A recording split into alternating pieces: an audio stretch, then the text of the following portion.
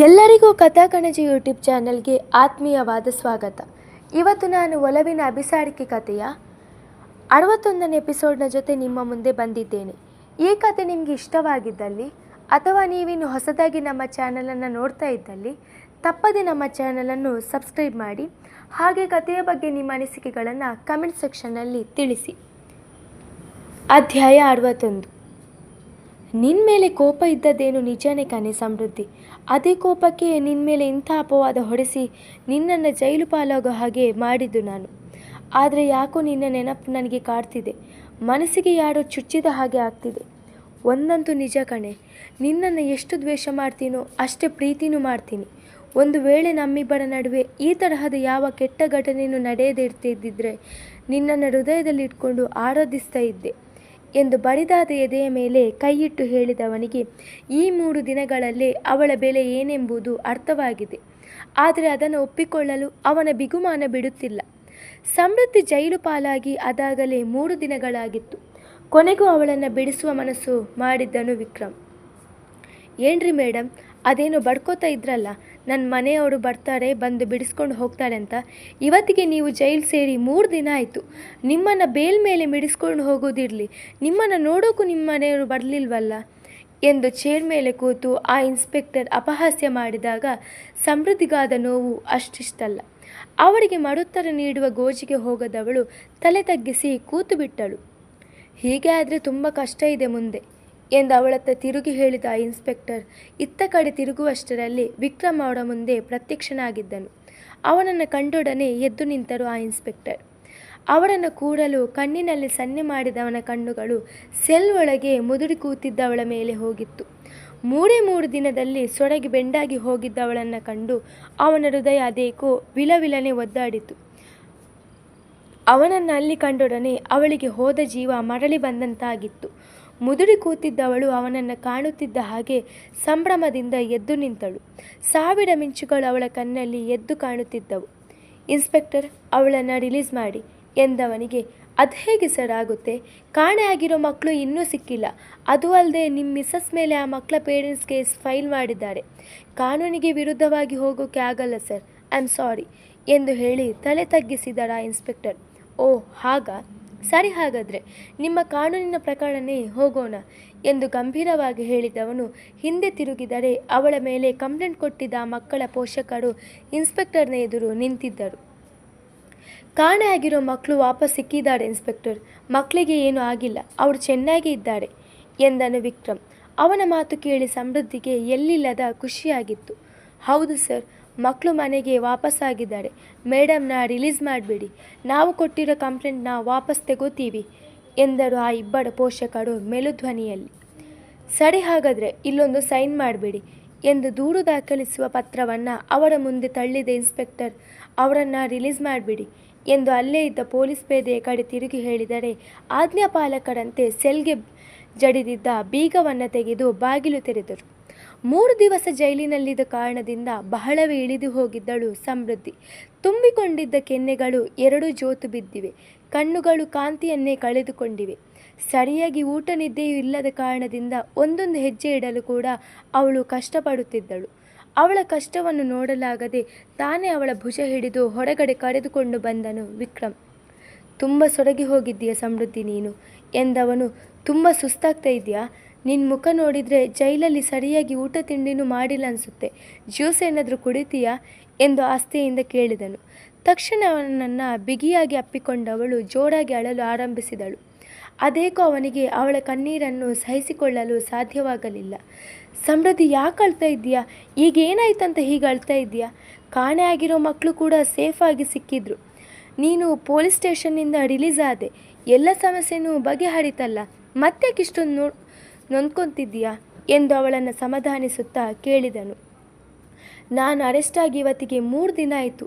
ಆದರೆ ಈ 3 ದಿನದಲ್ಲಿ ಒಮ್ಮೆ ಕೂಡ ನನ್ನ ನೆನಪು ನಿಮಗೆ ಆಗಲಿಲ್ವ ವಿಕ್ರಮ್? ಬಿಡಿಸ್ಕೊಂಡು ಹೋಗೋದಿರಲಿ, ಕನಿಷ್ಠ ಪಕ್ಷ ನಾನು ಹೇಗಿದ್ದೀನಿ ಜೈಲಲ್ಲಿ ಅಂತ ನೋಡಿಕೊಂಡು ಹೋಗೋದಕ್ಕೂ ನೀವು ಬರಲಿಲ್ವಲ್ಲ.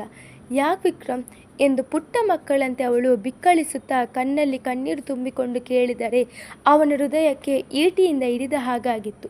I am sorry Samriddhi, really I am sorry. ನಿನ್ನನ್ನು ಹೇಗೆ ಬಿಡಿಸ್ಕೋಬೇಕು ಅನ್ನೋ ಯೋಚನೆಯಲ್ಲೇ ಇದ್ದ ನನಗೆ ಒಂದಿನೂ ನಿನ್ನನ್ನು ನೋಡೋದಕ್ಕೆ ಸಮಯ ಸಿಗಲಿಲ್ಲ. ಬಟ್ ಟ್ರಸ್ಟ್ ಮೀ, ನಾನು ನಿನ್ನನ್ನು ತುಂಬ ಅಂದರೆ ತುಂಬ ಪ್ರೀತಿಸ್ತೀನಿ ಎಂದು ಅವಳನ್ನು ತನ್ನೆದೆಗೆ ಅಪ್ಪಿಕೊಂಡನು ವಿಕ್ರಮ್. ತುಸು ಹೊತ್ತಿನ ತನಕ ಅವನ ಎದೆಗೂಡಿನಲ್ಲಿ ಮುಖ ಹುದುಗಿಸಿ ಹತ್ತು ಸಮಾಧಾನಿಸಿಕೊಂಡಳು ಹುಡುಗಿ. ಸರಿ, ಮನೆಗೆ ಹೋಗೋಣವಾ? ಮನೇಲಿ ಎಲ್ಲರೂ ಕಾಯ್ತಾ ಇದ್ದಾರೆ ನಿಂಗೋಸ್ಕರ. ಅತ್ತೆನೂ ಮನೇಲಿ ಇದ್ದಾರೆ ಎಂದವನ ಮಾತಿಗೆ ಸರಿ ಎಂದು ತಲೆ ಅಲ್ಲಾಡಿಸಿದಳು. ನಸುನಗುತ್ತಾ ಅವಳ ಭುಜ ಬಳಸಿದವನು ಮನೆ ಕಡೆ ಕಾರ್ ತಿರುಗಿಸಿದನು. ಮನೆಯ ಮುಂದೆ ಕಾರ್ ನಿಂತ ಸದ್ದಾದಾಗ ಎಲ್ಲರೂ ಮನೆ ಬಾಗಿಲಲ್ಲಿ ಬಂದು ಜಮಾಯಿಸಿದರು. ಸಮೃದ್ಧಿ ಕಾರ್ನಿಂದ ಇಳಿಯುತ್ತಿದ್ದ ಹಾಗೆ ಓಡಿ ಬಂದು ಅವಳನ್ನು ಬಿಗಿದಪ್ಪಿಕೊಂಡ ಹೇಮ ಕಂಬನಿ ಮಿಡಿದರು. ಹೇಗಿದ್ದೀಯ ನನ್ನ ಕಂದ? ತುಂಬ ಸೊರಗಿ ಹೋಗಿಬಿಟ್ಟಿದ್ದೀಯಲ್ಲೇ. ಸ್ಟೇಷನ್ನಲ್ಲಿ ಆ ರಾಕ್ಷಸರು ಅದೆಷ್ಟು ತೊಂದರೆ ಮಾಡಿದ್ರೋ ಏನೋ ನನ್ನ ಮಗಳಿಗೆ ಎಂದು ಅವರು ಅಳುತ್ತಾ ಕಣ್ಣೀರು ಹಾಕಿದರೆ, ಅನ್ನಪೂರ್ಣ, ಸಮಷ್ಟಿ, ವಿಕ್ರಾಂತ್, ಪುಷ್ಪರವರು ಕೂಡ ಅವಳತ್ತ ಧಾವಿಸಿ ಬಂದರು. ಅಕ್ಕ ಹೇಗಿದ್ದೀಯೆ? ದುಃಖದಿಂದ ಕೇಳಿದಳು ಸಮಷ್ಟಿ. ಹೇಗಿದ್ದೀಯ ಮಗಳೇ ಎಂದು ಕೇಳಿದ ಪುಷ್ಪರವರಿಗೆ ಅವಳು ಈಗಿರುವ ಪರಿಸ್ಥಿತಿಯನ್ನು ಕಂಡೇ ಹೃದಯ ದ್ರವಿಸಿ ಹೋಗಿತ್ತು. ತುಂಬ ಸೊರಗಿ ಹೋಗಿ ಬಿಟ್ಟಿದ್ದೀಯೆ ಕಣಮ್ಮ, ನಿನ್ನನ್ನು ಈ ಪರಿಸ್ಥಿತಿನಲ್ಲಿ ನೋಡೋಕೆ ಆಗಲ್ಲ ಎಂದು ಆಸ್ತೆಯಿಂದ ಕೇಳಿದಳು ಅನ್ನಪೂರ್ಣ. ಅದಕ್ಕೆ ಸಾರಿ ಅದಕ್ಕೆ, ನಿಮ್ಮನ್ನು ಬಿಡಿಸ್ಕೊಂಡು ಬರೋಕ್ಕೆ ಇಷ್ಟು ದಿನ ಬೇಕಾಯಿತು ನಮಗೆ ಎಂದು ಕಂಬನಿ ಮಿಡಿದನು ವಿಕ್ರಾಂತ್. ದಯವಿಟ್ಟು ಎಲ್ಲರೂ ಸ್ವಲ್ಪ ಸುಮ್ಮನೆ ಇರ್ತೀರಾ? ಈಗಷ್ಟೇ ಅವಳು ಮನೆಗೆ ಬಂದಿದ್ದಾಳೆ, ಮೊದಲೇ ಸೊರಗಿ ಸುಣ್ಣ ಆಗಿದ್ದಾಳೆ. ಇದರ ಮಧ್ಯೆ ಈ ಮಾತುಗಳೆಲ್ಲ ಬೇಕಾ?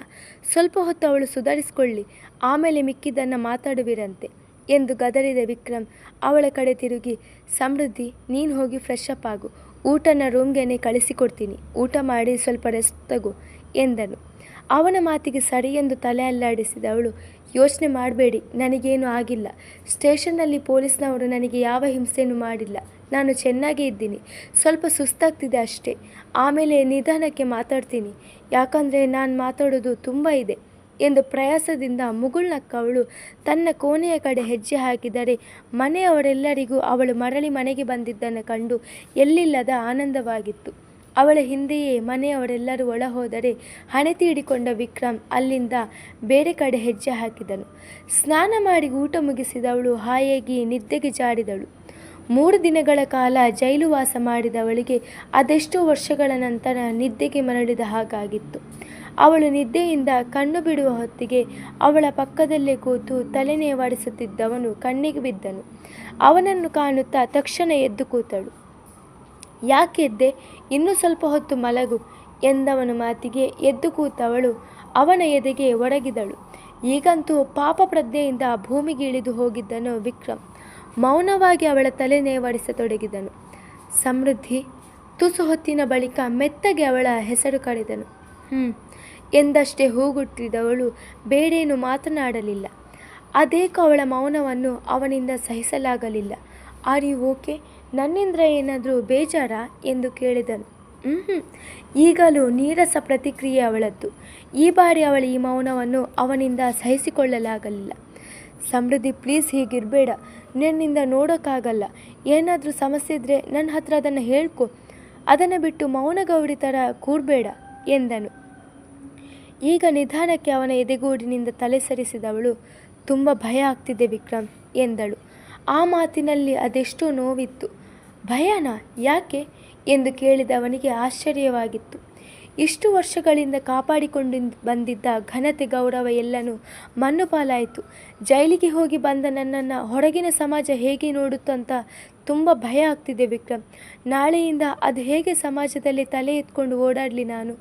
ಒಟ್ಟಿನಲ್ಲಿ ನನ್ನದಲ್ಲದ ತಪ್ಪಿಗೆ ನಾನು ಶಿಕ್ಷೆ ಅನುಭವಿಸೋ ಹಾಗಾಯಿತು. ಈ ಸಮಾಜ ರಾಜರೋಷವಾಗಿ ಹೊರಗಡೆಗೆ ಓಡಾಡೋ ಒಬ್ಬ ಕೊಲೆಗಾರನನ್ನು ಬೇಕಾದರೂ ನಂಬುತ್ತೆ, ಗೌರವವನ್ನು ಕೊಡುತ್ತೆ. ಆದರೆ ಯಾವ ತಪ್ಪು ಮಾಡದೇ ಇರೋ ಅಮಾಯಕ ಒಬ್ಬ ಜೈಲಿಗೆ ಹೋಗಿ ಬಂದರೆ ಅವನು ಒಳ್ಳೆಯವನಾಗಿದ್ದರೂ ಅವನ ಮೇಲಿರೋ ಎಲ್ಲ ಅಭಿಪ್ರಾಯನೂ ಬದಲಾಗಿ ಬಿಡುತ್ತೆ. ಅವನನ್ನು ಸಮಾಜ ನೋಡೋ ದೃಷ್ಟಿನೇ ಬದಲಾಗುತ್ತೆ ಎಂದು ಕಂಬನಿ ಮಿಡಿದವಳ ಮಾತು ಕೇಳಿ ಅವನಿಗೆ ಅಂದಾಜಾಗಿತ್ತು. ಈ ಒಂದು ಘಟನೆ ಅವಳ ಮನಸ್ಸಿಗೆ ಅದೆಷ್ಟೊಂದು ಘಾಸಿ ಮಾಡಿದೆ ಎಂದು. ಹಾಗೆಲ್ಲ ಏನೂ ಆಗಲ್ಲ ಸಮೃದ್ಧಿ. ನಿನ್ನ ಮೇಲಿರೋ ಅಭಿಪ್ರಾಯ ಮೊದಲು ಹೇಗಿತ್ತೋ ಈಗಲೂ ಹಾಗೇ ಇದೆ. ನೀನು ಸುಮ್ಮನೆ ಟೆನ್ಷನ್ ಮಾಡ್ಕೋತಾ ಇದೆಯಾ? Don't worry. ನೀನು ಮೊದಲು ಈ ತರಹದ ನೆಗೆಟಿವ್ ಥಾಟ್ಸ್ಗಳನ್ನೆಲ್ಲ ಬದಿಗಿಟ್ಟು ಸ್ವಲ್ಪ ಹೊತ್ತು ಆರಾಮಾಗಿ ಕಣ್ಮುಚ್ಚಿ ಮಲಗು ಎಂದವನು ಅವಳನ್ನು ಬಲವಂತವಾಗಿ ತನ್ನ ಮಡಿಲ ಮೇಲೆ ಮಲಗಿಸಿಕೊಂಡರೆ ಅವಳ ಕಣ್ಣಿಂದ ಹರಿದ ಕಂಬನಿ ಅವನು ತೊಟ್ಟಿದ್ದ ಪ್ಯಾಂಟನ್ನು ಒದ್ದೆ ಮಾಡಿತ್ತು. ಅವಳ ಕಣ್ಣೀರಿನ ಸ್ಪರ್ಶ ಆದ ಕೂಡಲೇ ಬೆಂಕಿಯ ಮೇಲೆ ಕೂತ ಹಾಗಾಗಿತ್ತು ವಿಕ್ರಮ್ಗೆ.